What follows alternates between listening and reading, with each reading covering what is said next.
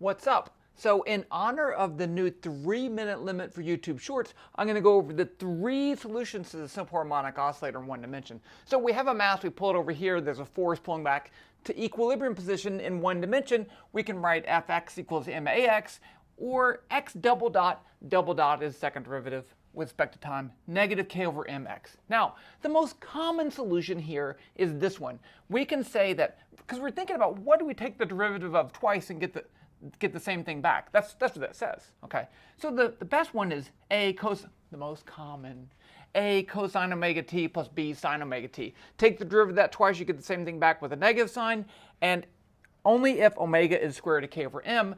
And then using initial conditions, x0 at t equals 0, v0 at t equals 0, we can take the derivative of this to get the velocity, and we get a is x0, b is v0 over omega.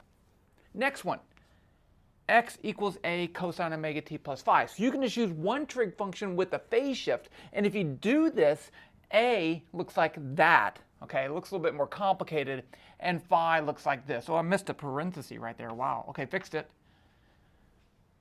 Next one, the third one.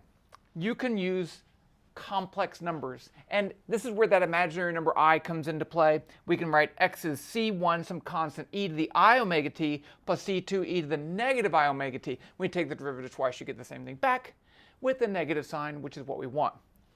Now, again, to solve the constant c1 and c2, we need the initial conditions.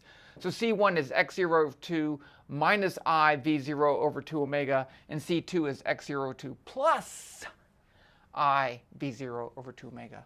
3 solutions, simple harmonic oscillator in one dimension. They're all kind of fun. You should really understand how to do all of them. The end.